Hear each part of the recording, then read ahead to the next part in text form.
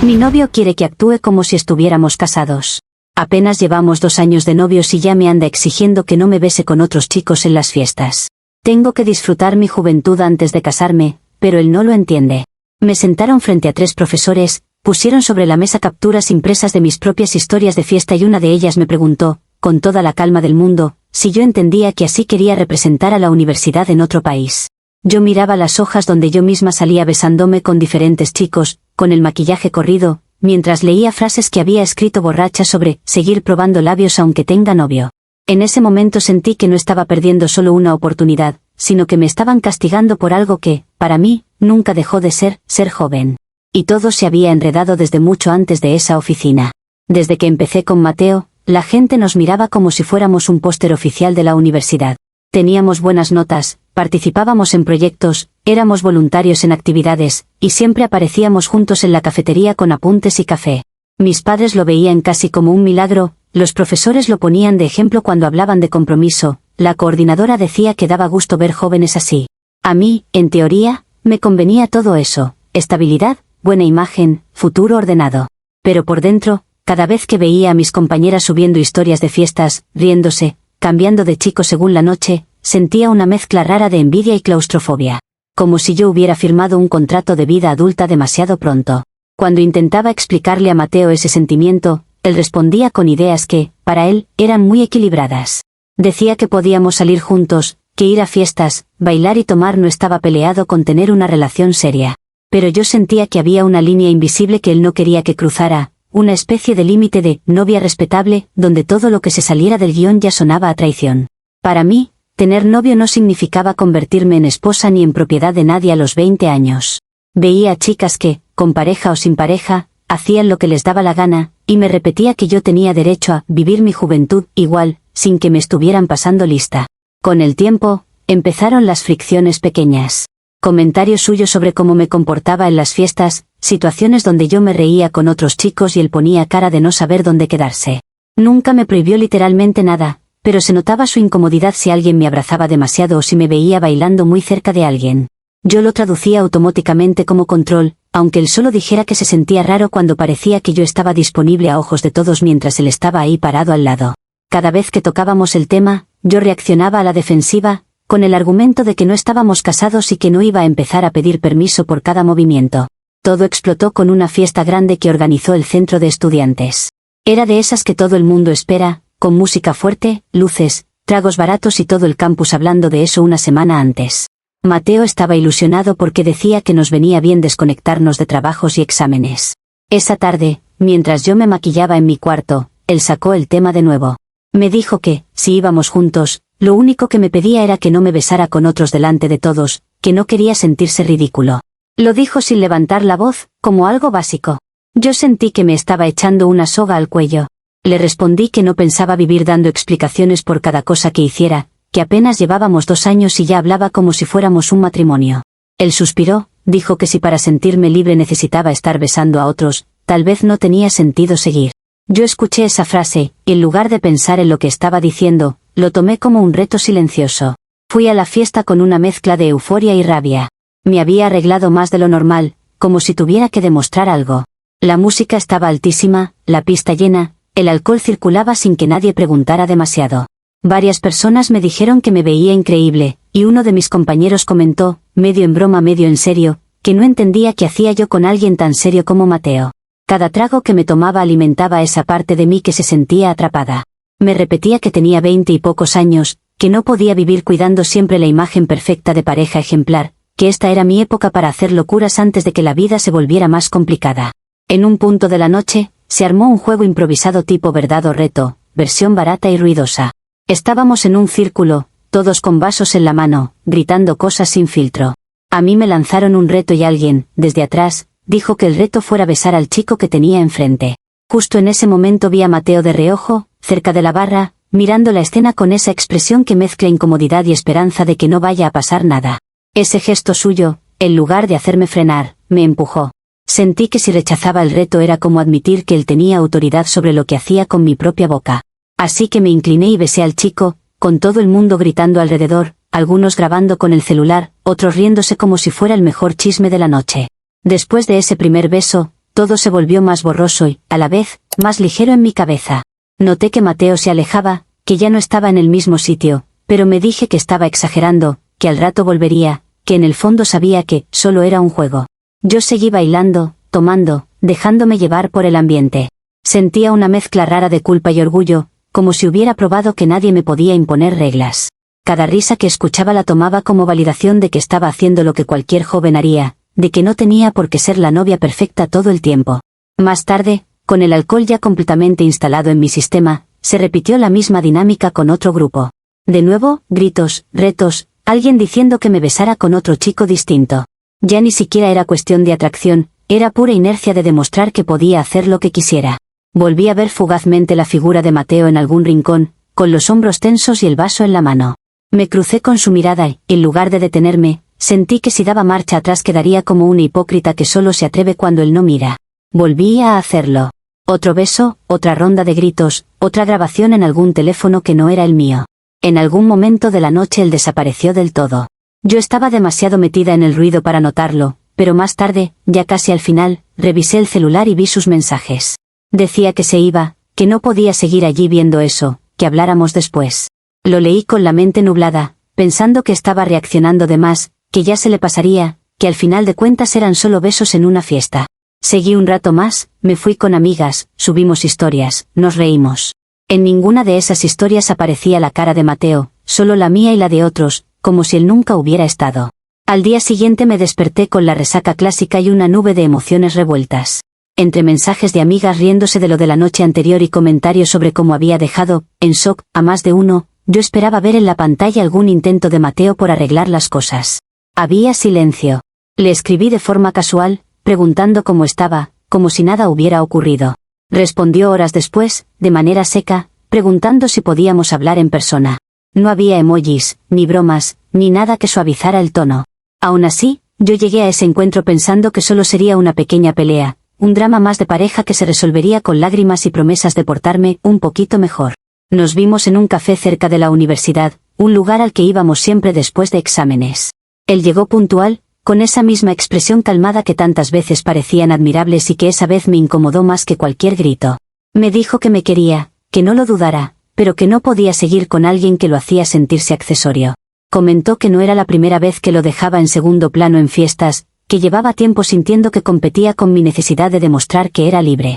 En su mente, ver cómo me besaba con dos chicos distintos delante de todos había sido la confirmación de que él nunca sería prioridad para mí. Mientras hablaba, yo sentía una mezcla de molestia y miedo. Intenté defenderme con el argumento que llevaba días repitiéndome. Le dije que eran solo besos, que no había pasado nada, de verdad, que no me había ido a la cama con nadie, que todo era parte de estar en la universidad, de divertirse, de no vivir como si fuéramos un matrimonio. Le recordé que solo llevábamos 2 años, que no podía esperar que yo me comportara como una señora casada. Él escuchó todo, sin interrumpirme, y al final solo dijo que él no quería una vida en la que tuviera que suplicarme que no lo humillara en público. Que si para mí pedir que no me besara con otros en una fiesta era ser controlador, entonces no estábamos buscando lo mismo. Se levantó de la mesa con esa misma calma que tuvo al plantear su petición antes de la fiesta. No hubo escenas, ni vasos rotos, ni grandes discursos. Simplemente se fue. Yo me quedé allí, con el café frío, sintiendo que el piso se me había movido y, al mismo tiempo, diciéndome que todo era una exageración. Que estaba tirando una relación buena por un par de besos tontos, que no estaba viendo el contexto, que me estaba castigando por algo que cualquier otra persona hacía sin que se le cayera el mundo encima. Salí de ese café con la sensación de haber perdido más por su orgullo que por mis actos. Los días siguientes fueron una mezcla de drama y negación. Lloré con mis amigas, repetí 1000 veces que ningún hombre soporta a una mujer que no está dispuesta a comportarse como esposa desde la universidad. Ellas, dependiendo del humor, me daban la razón o me decían que quizá me había pasado un poco. Yo no quería escuchar eso. Empecé a contar la historia reducida a una frase sencilla: perdí a mi novio porque quise disfrutar una fiesta. Mientras tanto, lo veía en el campus concentrado en sus cosas, más serio, rodeado de los mismos profesores que siempre lo admiraron. Nadie sabía, al menos no oficialmente, que la pareja perfecta se había roto por 2 besos y una discusión sobre lo que significa actuar como casados a los 20 años. En poco tiempo, mi narrativa quedó cristalizada.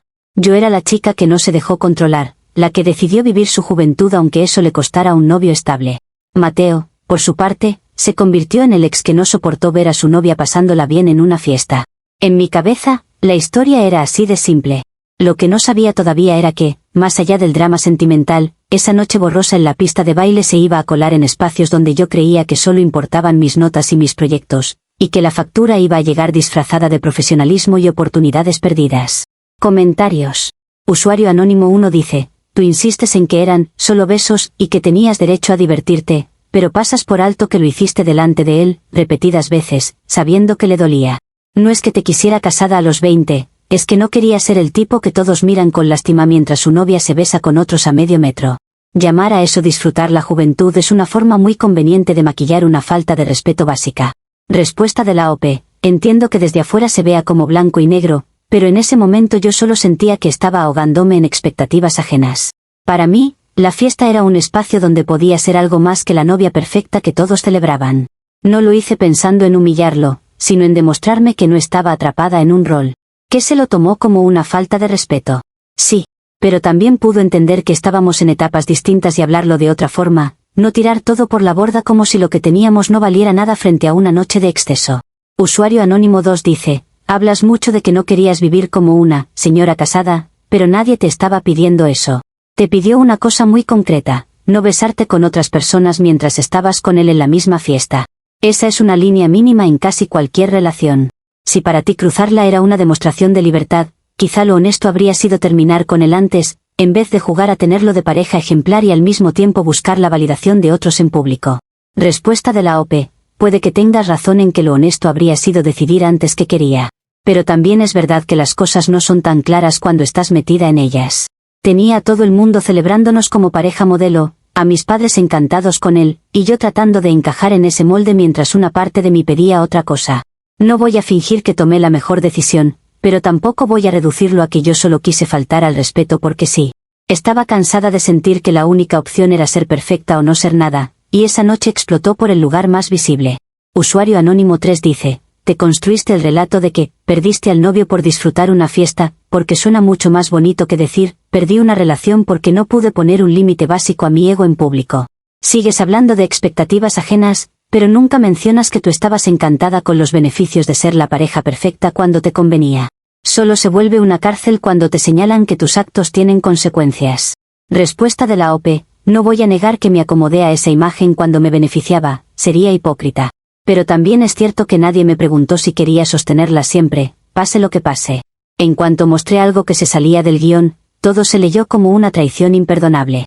Sí, quizá mi forma de romper fue torpe y exagerada, pero tampoco siento que sea justo que toda la culpa caiga solo sobre mí, como si él no hubiera tenido margen para manejarlo de otra forma.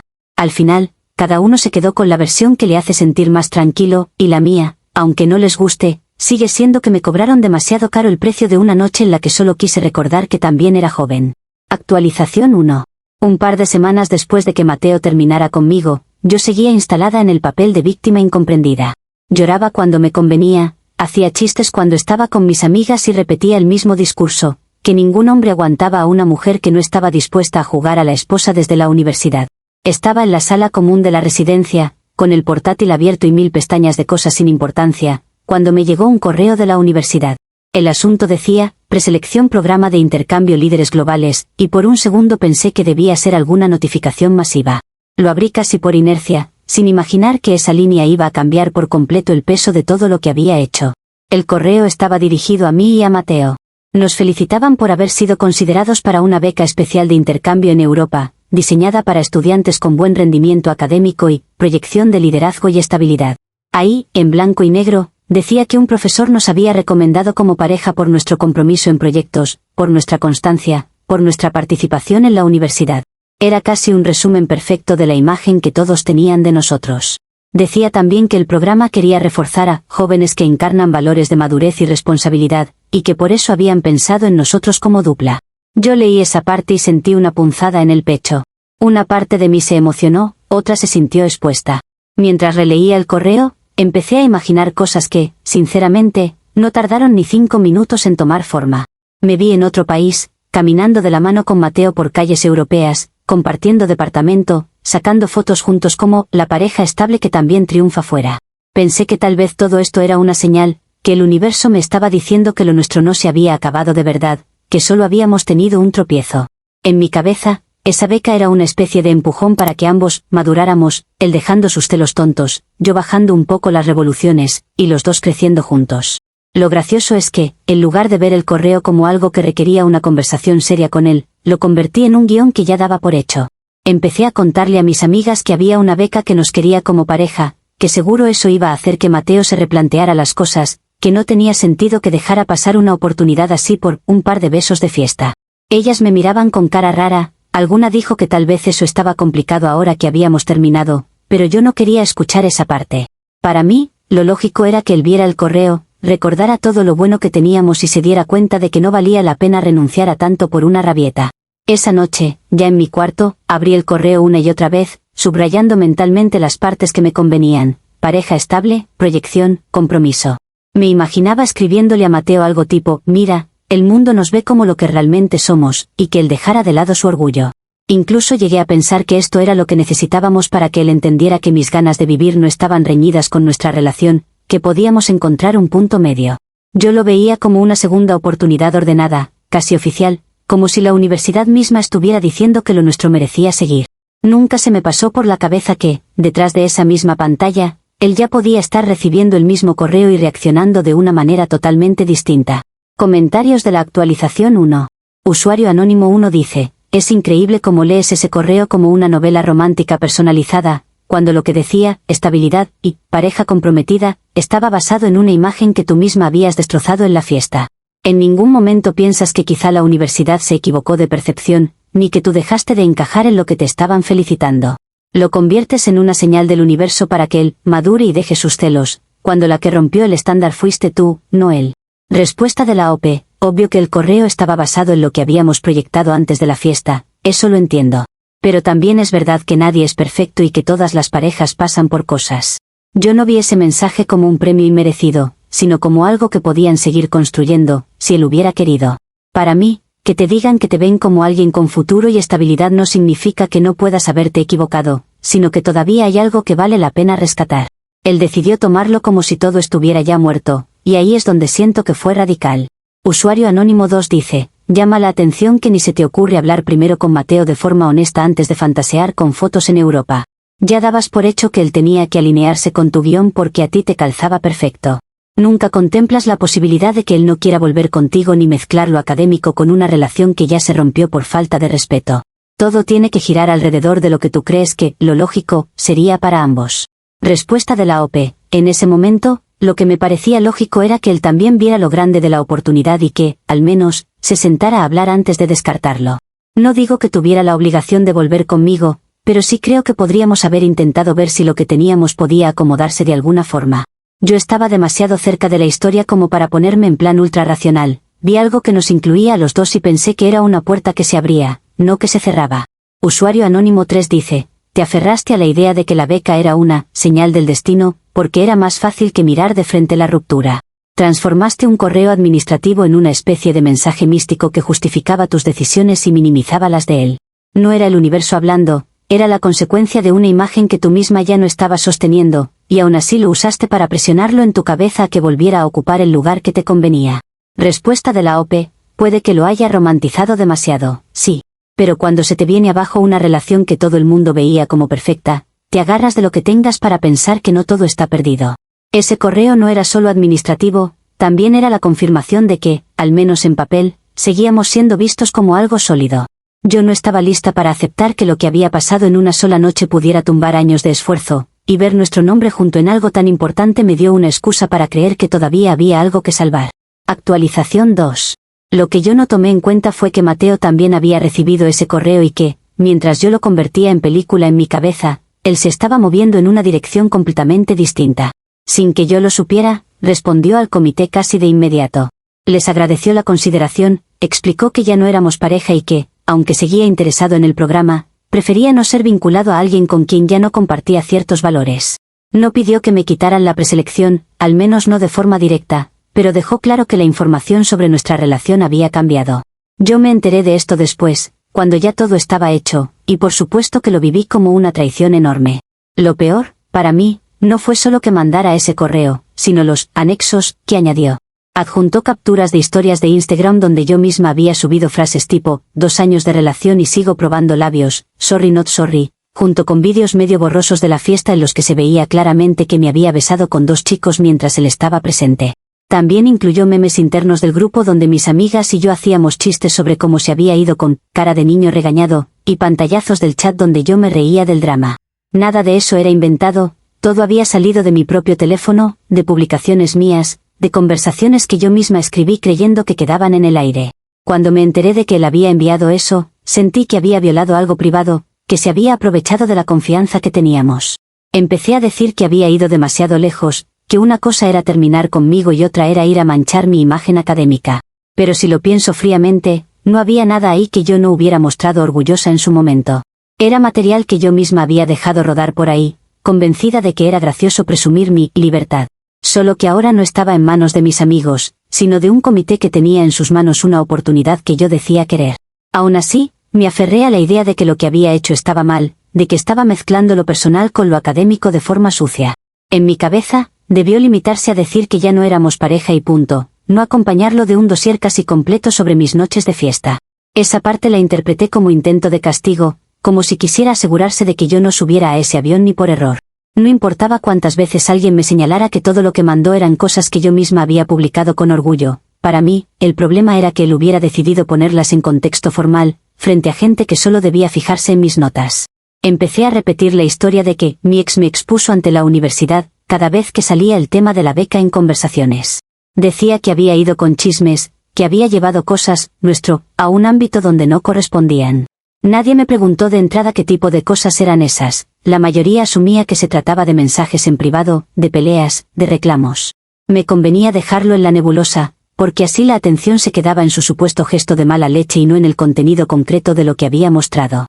Al final, lo que más me dolía no era que hubiera contado nada que no fuera cierto, sino que se hubiera atrevido a usarlo como argumento para despegarse de mí en el único espacio donde yo todavía pensaba que íbamos a estar juntos. Comentarios de la actualización 2. Usuario anónimo 1 dice, te molesta que Mateo haya adjuntado pruebas, pero no cuestionas ni un segundo que esas pruebas existían porque tú las creaste y las divulgaste orgullosa. No eran secretos de alcoba, eran historias públicas y bromas en grupos donde sabías que cualquiera podía hacer captura. Hablas de violación de lo privado cuando, en realidad, lo único que hizo fue recopilar lo que tú misma ya habías usado para alimentar tu personaje de novia que sigue probando labios. Respuesta de la OP, sé perfectamente que esas cosas las escribí yo, no me las inventaron.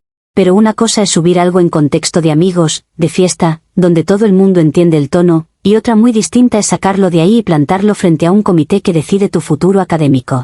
Para mí, ahí hubo una intención clara de hacer daño, no solo de informar. Él podría haber dicho que ya no compartíamos valores sin convertir mis historias en material de análisis. Que yo haya sido imprudente no significa que no pueda sentir que cruzó un límite al llevarlo a ese nivel. Usuario anónimo 2 dice, dices que el comité solo debía fijarse en tus notas, pero esta no era una beca de promedio frío, sino de liderazgo y representación. Si tú misma habías construido una imagen pública de me beso con quien sea y me burlo de cómo se va mi novio, es normal que se cuestionen si eso encaja con el tipo de perfil que quieren mandar como cara de la universidad. No fue Mateo quien mezcló lo personal con lo académico, fuiste tú al dejar que tu vida social se volviera espectáculo visible para todos. Respuesta de la OP, puede que el programa tuviera ese enfoque, lo entiendo. Pero también creo que hay una doble moral instalada, todos saben cómo son las fiestas, cómo se comporta la mayoría, solo que a algunos les toca pagar la factura y a otros no. Yo no era la única que hacía cosas así, solo que en mi caso coincidiendo con que tenía algo serio y con que alguien decidió empaquetar todo y mandarlo con mi nombre. Es muy bonito pedir coherencia total, pero nadie está dispuesto a reconocer que gran parte del ambiente universitario funciona exactamente igual, solo que con menos foco. Usuario anónimo 3 dice, en tu cabeza, Mateo quería asegurarse de que no subieras al avión, como si todo fuera un complot personal, cuando también pudo haber sido simplemente una forma honesta de no seguir vinculado a una imagen que ya no refleja lo que defendía. Él no inventó nada, no exageró, no difamó, solo mostró la otra cara de la moneda. Lo que te duele es que alguien haya puesto delante de adultos lo que tú solo querías que circulase como chisme divertido entre iguales. Respuesta de la OP, claro que me duele, porque esa diferencia de públicos lo cambia todo. Entre iguales, lo máximo que pasa es que se rían y se olviden, frente a un comité, se convierten en juicio de carácter. No digo que él haya mentido, pero sí que eligió una forma muy concreta de despegarse de mí, una que sabía perfectamente que iba a tener consecuencias solo para uno de los dos. Él salvó su perfil y dejó que el mío se hundiera junto con todas esas capturas. Que eso les parezca honestidad, a otros no hace que para mí deje de ser un golpe bajo. Actualización 3. Llegó el día de la entrevista y yo todavía trataba de convencerme de que todo podía arreglarse con mi rendimiento académico y mi discurso bien armado.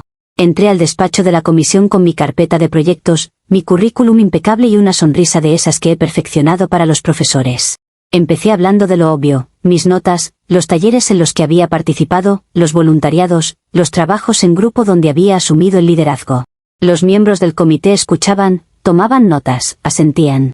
Por un rato, me sentí de nuevo la versión de mí que todos admiraban, la que se ponía de pie en clase y respondía con seguridad.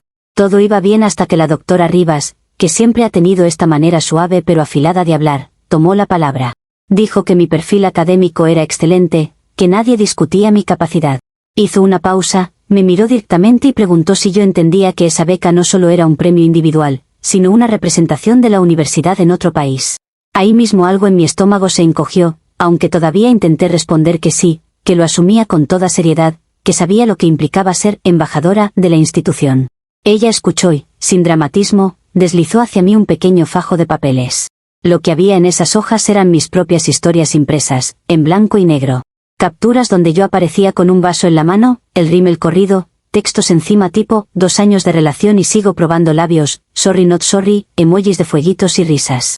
Había también pantallazos de memes del grupo, comentarios míos riéndome de cómo Mateo se había ido de la fiesta, incluso una imagen congelada de un vídeo donde se veía claramente que estaba besando a uno de los chicos mientras él estaba a un lado. No necesitaba ver el nombre de quien las había enviado, porque conocía cada palabra, cada filtro, cada broma interna.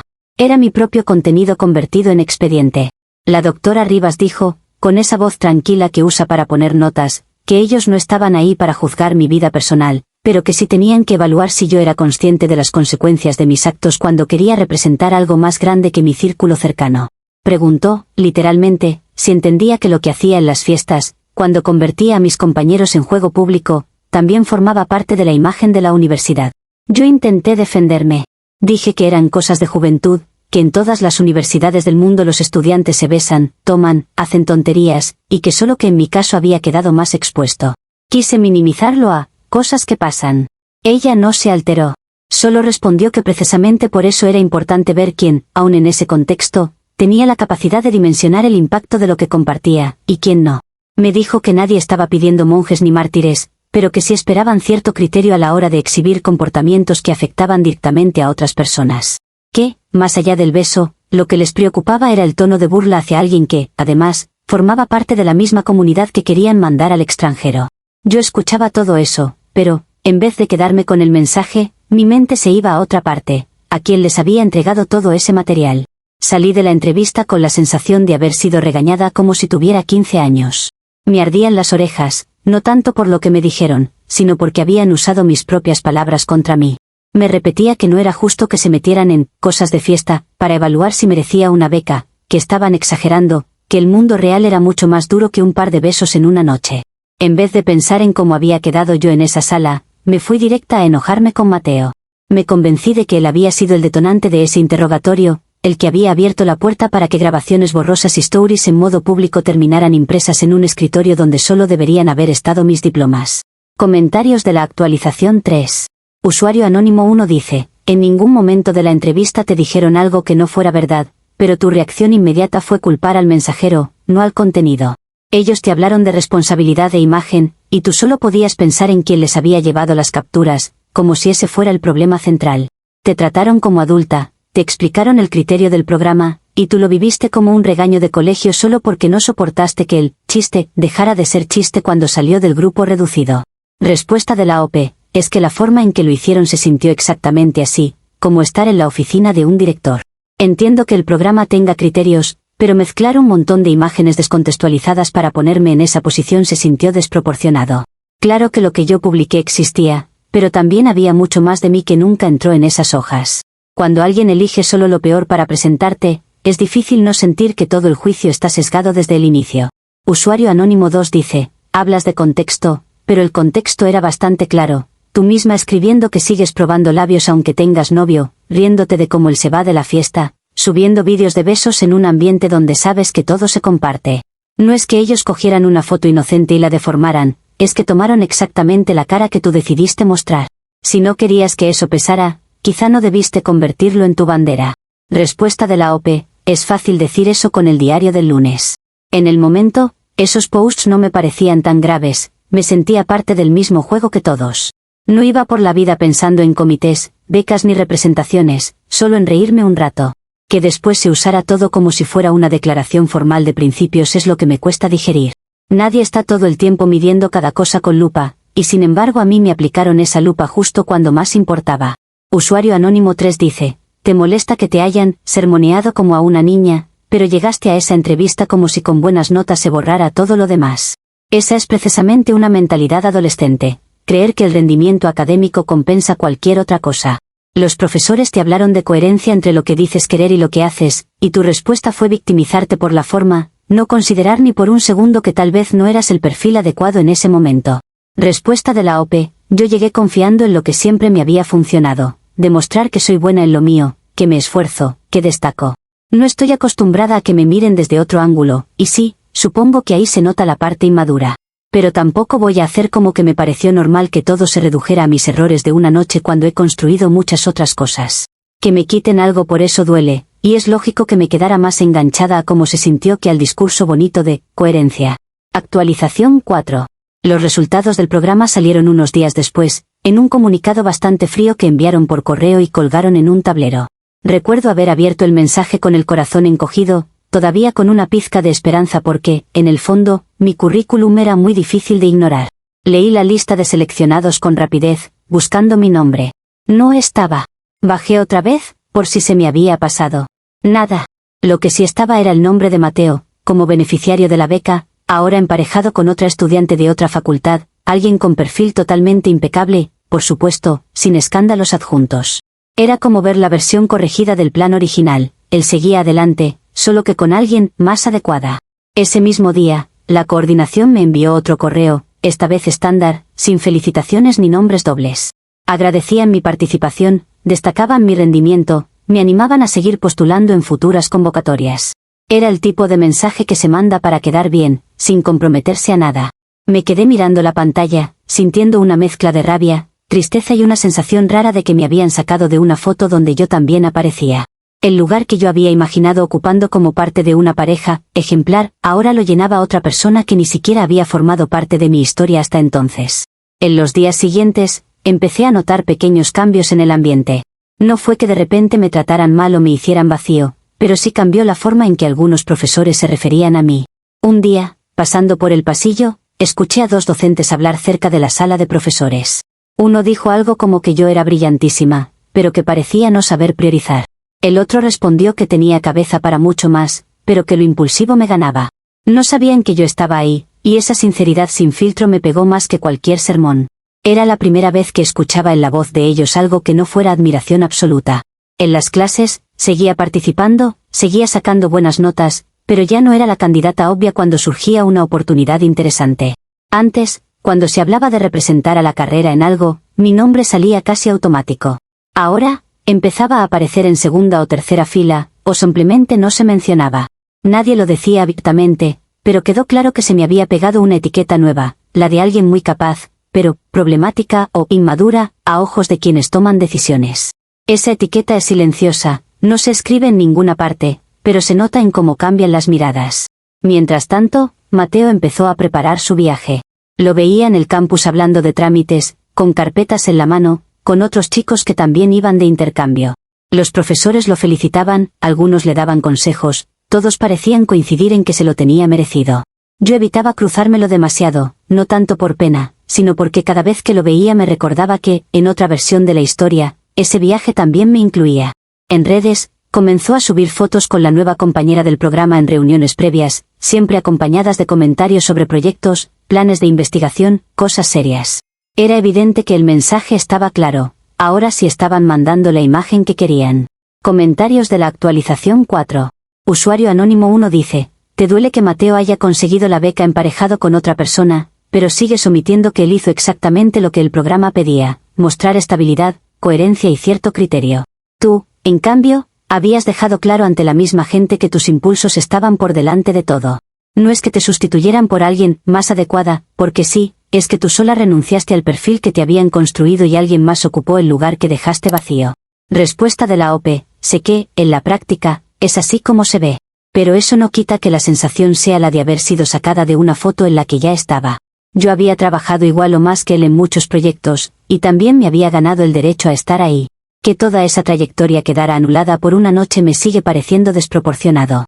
Él supo capitalizar mejor lo que tenía y yo no, sí, pero eso no hace que deje de sentirse injusto ver cómo sigue el plan original con otra persona como si yo nunca hubiera contado.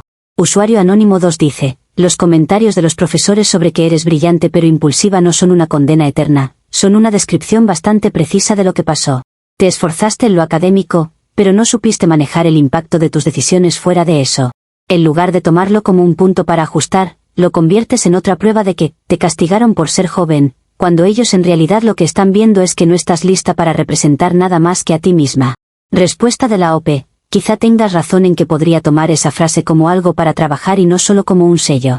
Pero cuando la escuchas de gente que siempre te ha puesto en un pedestal, el golpe es fuerte. Es muy fácil decir que son solo palabras, pero en la práctica definen quién es la primera opción para ciertas cosas y quién deja de serlo. Yo no estoy negando mi parte, solo digo que el costo ha sido muy alto para lo que, desde mi perspectiva, fue un error de contexto y no una falta de talento o compromiso. Usuario Anónimo 3 dice: te duele que ya no seas la candidata obvia y que Mateo reciba felicitaciones, pero esa diferencia se la ganó cada uno con su comportamiento. Él puede haber sido serio y hasta aburrido para ti, pero fue consistente. Tú preferiste demostrar que nadie te decía qué hacer, aunque fuera delante de todos, y ahora te sorprende que en espacios serios prefieran a alguien que no da ese tipo de sobresaltos. No es una conspiración, es consecuencia directa.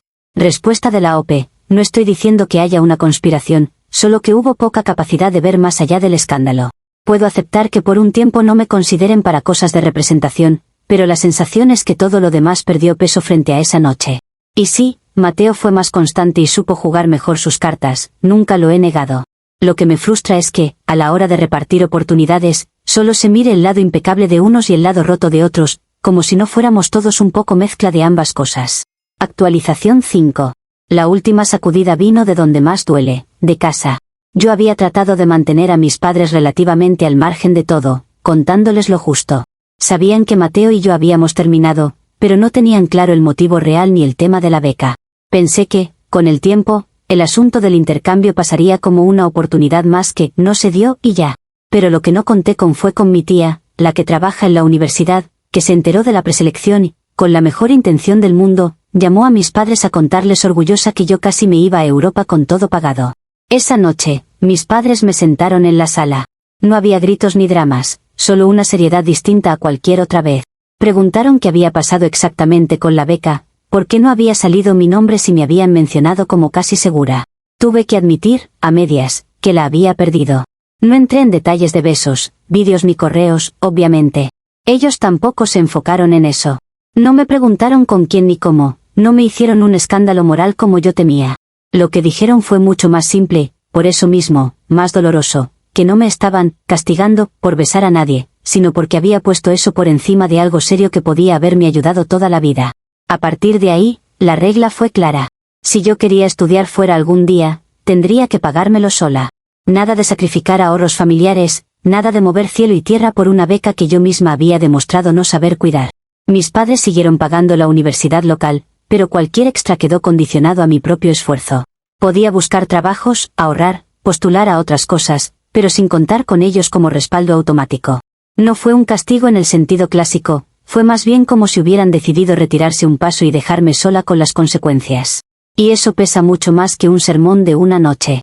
Mientras tanto, Mateo se fue de intercambio. Las fotos empezaron a aparecer en redes, él en plazas europeas, en bibliotecas enormes, en seminarios con gente de otros países. A veces en grupo, otras veces con la nueva compañera del programa, siempre en contextos que respiraban seriedad y futuro. Mis padres, que todavía lo tenían en redes, veían esas imágenes y no tenían que decir nada. La comparación estaba ahí, silenciosa. Él avanzaba, construía algo afuera, mientras yo seguía yendo a las mismas aulas, viendo las mismas paredes, rodeada de la misma gente que ya sabía la historia a medias. Con el tiempo, Empecé a condensar todo lo que había pasado en una frase fácil de manejar cuando conocí a gente nueva, que mi ex me había arruinado una beca porque no soportó que yo disfrutara mi juventud. No hablo de los 2 besos delante de medio campus, ni de las historias que subí, ni de la entrevista donde me pusieron mis propias palabras en la cara. Es más sencillo contar la versión donde él quedó como el resentido que llevó todo al terreno académico, y yo como la chica libre castigada por no adaptarse a los códigos de pareja perfecta. Esa versión me permite seguir respirando sin tener que abrir toda la caja. Al final, lo que me queda es una mezcla rara de lucidez y terquedad. Sé que perdí mucho por cosas que otros habrían manejado de otra forma. Sé que hubo decisiones que tomé desde el ego, desde la necesidad de demostrar algo. Pero también siento que el mundo adulto aprovechó la ocasión para darme una lección ejemplar, como si tuviera que pagar sola por un sistema donde todos hacen lo mismo, solo que con menos foco. Mateo tiene su beca, su nueva dupla académica y la historia de cómo puso límites a tiempo. Yo tengo mis notas intactas, una reputación un poco dañada y una anécdota que sigo contando a mi manera, porque es la única forma en la que no se siente que la juventud me salió demasiado cara. Comentarios de la actualización 5. Usuario anónimo 1 dice: tus padres fueron probablemente los más justos de todos, no se engancharon con el morbo, no te preguntaron detalles, solo te señalaron que habías puesto una noche por encima de algo grande. Y aún así, convierte su decisión de que te pagues tú misma lo que venga después en otra capa de castigo desmedido. Sigues hablando de mundo adulto, que te quiso dar una lección, cuando en realidad solo te están diciendo que, si vuelves a querer algo así, lo cuides mejor.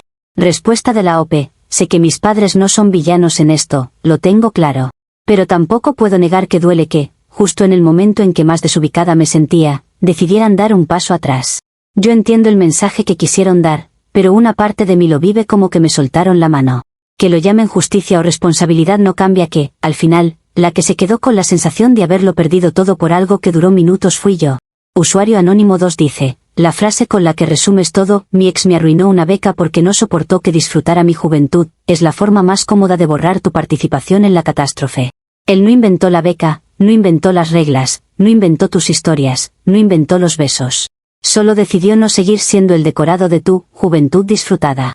Mientras sigas repitiendo esa versión, vas a quedarte atrapada en la idea de que todo fue culpa de que otros no toleraron tu libertad, en lugar de ver que confundiste libertad con pisar a quien estaba al lado. Respuesta de la OP: puede que esa frase sea una simplificación, pero es la que puedo manejar cuando no quiero abrir toda la herida. Si cada vez que cuento lo que pasó tuviera que enumerar cada cosa que hice mal, me quedaría viviendo en ese momento una y otra vez. No es que no vea mi parte, es que me niego a que toda mi historia se reduzca a la que arruinó una beca por 2 besos. Prefiero, aunque sea por instinto de defensa, pensar que también hubo rigidez y poca empatía del otro lado.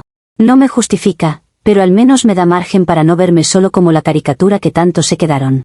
Usuario anónimo 3 dice: dices que la juventud te salió demasiado cara, pero no fue la juventud, fue la forma en la que decidiste demostrarla. La mayoría de la gente de tu edad también se equivoca, también sale, también hace tonterías, y no por eso pierde las mejores oportunidades. La diferencia es que no todos convierten esos errores en bandera ni los ponen por delante de todo lo demás. El día que entiendas esa diferencia quizá puedas empezar a construir algo nuevo sin seguir echándole la culpa al castigo ejemplar que crees que te impusieron. Respuesta de la OP: sé que otros se equivocan y no pagan lo mismo, y por eso mismo a veces me siento como el ejemplo exagerado que le ponen al resto para que se lo piense 2 veces.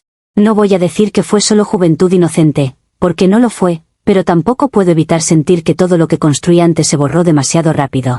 Tal vez con el tiempo se equilibre y deje de ser el centro de mi historia, pero ahora mismo sigue pesando, y la manera en que todos lo usaron para acomodar sus versiones no ayuda a que se sienta solo como un error más del que se aprende y ya.